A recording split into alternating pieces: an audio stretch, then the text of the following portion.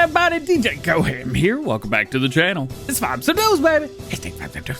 Today we got 64 mods on the testing list, and we got 8 modders to talk about, including some more information on JHHG's 747. Let's check it out. Starting off with the mods in testing. In total, we got 64 mods on the list, 21 are in Stage 1 and 43 in Stage 2. The notable mods of PC testing include Animals Placeables Pack, Tchaikovsky Cedar, Fiat Store Pack, Holiday Accommodation, and Traffic Safety Trailer. Maps in PC testing today include Ostseekoos 22, can't say that, and Somewhere in Thuringia 3. Some notable mods in console testing today include Autoload IT Runner, ITR2, John Deere 4755 and the S700 series combines, Multi-Trailer Pack, Pole Trailer, the Based 1000, and the TLX X52 Logger.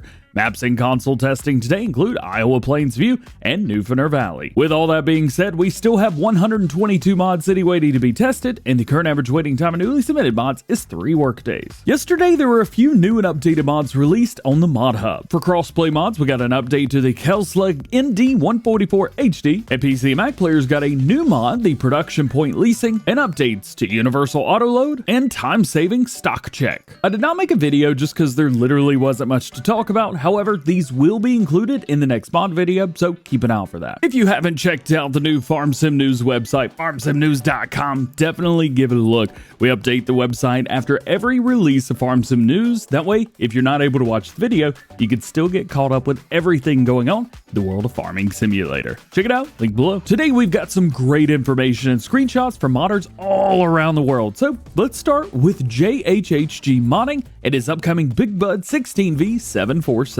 First things first, yes, this will be coming to all platforms, and his goal is to get it released before Christmas so that players can enjoy it during the holiday season. This new version will be a bit different from the Giants version, as well as the Spanos that we've already got in the game. This is going to include LSW 1400s, openable door and hood, shaking animation, enter animation with armrest and seat rotation, realistic values for the price, horsepower, speed, things like that, fix the lights, and realistic sounds. The mod appears to have already been sent off for testing, so we could and should see it on the testing list very soon. Next up, we've got Sid modding and one of his next mods, the Claas Lexion 600. We've seen some screenshots and information for this over the past few weeks, but today we get more specific details as far as configurations go. It's going to have a GPS, CB radio, 4 different pipes, 5 different engine options. We'll have 620, 630, 650, and the 670, all with grain tanks that change along with those. We'll also have chopper guards and a lot of wheel configurations.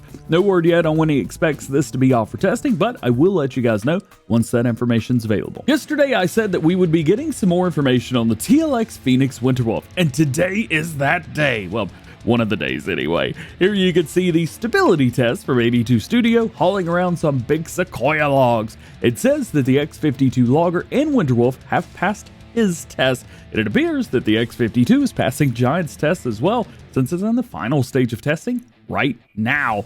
You may know that some of the existing log trailers have become a bit unstable after the release of game patch 1.8.2 a couple weeks ago, and David has been working hard to update his trailers to account for this, so hopefully soon we'll see both of these mods out for all platforms. Speaking of logging, Servertex is ready to make felling trees a little bit easier with his upcoming Valmet mod. It's going to include a front blade which looks like a silage blade but has an activation function which will instantly cut a tree, allowing for some very, very easy work in the forest. There's no visual representation of a saw or anything like that, so I guess they're just kind of playing off the idea that you push the tree over. Either way, it does work and will be an easy way to cut down trees. And if you'd like, you can get a sneak peek of the video of this by Fan Brazil Games, linked in the description. Mac Trucker 921's back with us today and says that he is done with the Baling Pack, well, for the most part anyway, and it's in-game working great. They still need to clean up some things like descriptions, translations, things like that, and there's also a ton of configurations and combinations to do whatever you want with this pack. You got mowing, tending, windrower, baling, picking up, and you could kind of put those in whatever order you want. Maybe put mowing first. Additionally, we're also going to get his Case Magnum, which you can see in some of these screenshots from his mod maps, as it's got a lot of extra power, and with all these things put together, you're going to need that extra power. You can use all you can get. And yeah, oh yeah, it's for all platforms. LR Modding shows off the start of a returning mod from previous games, the Demco 1250 and 1050 Nutrient Applicator. So far, he's about halfway done with the model, but it's just enough to get a close look at it. My guess is that this is another way to get liquid fertilizer and herbicide into the ground, but that's just going off the previous version of this machine, which was a PC-only mod back in Farming Simulator 19. However, I'm guessing that this is going to be heading to Mod Hub once it's done, since Demco is fully licensed now. I love it! And more American machines for players to use, no matter what platform you play on. Lancyboi shows off progress on the Lancyboi Workshop. I got an idea that name's gonna change. With all of the requests to make a traditional workshop, he says it's time to do so. The hydraulic doors will be fully animated and will have lots of other features, including a sleeping trigger for those days when you need an afternoon nap. Did you guys know that you can put down as many sleep triggers on a map as you want now? It's true.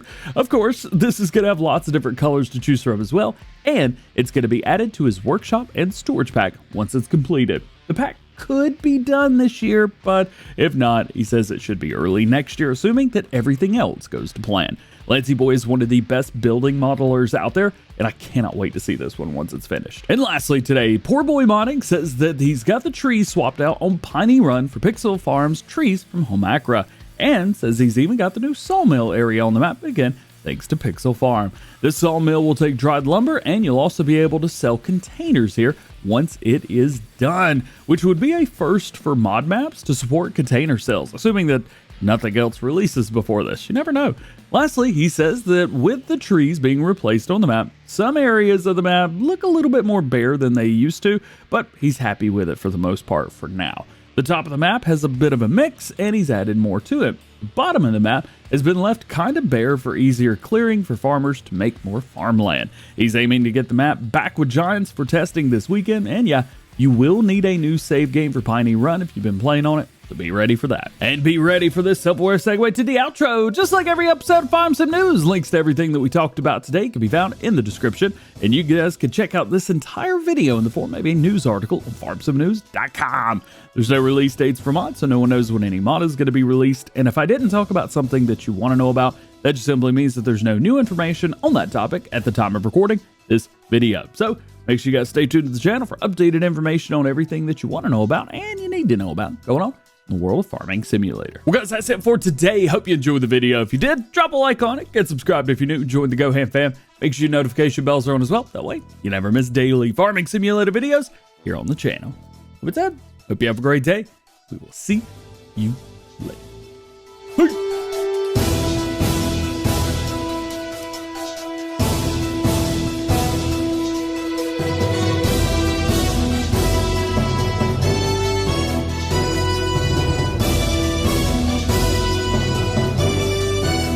It's been currently 2 days since I shaved my beard, and I feel super weird.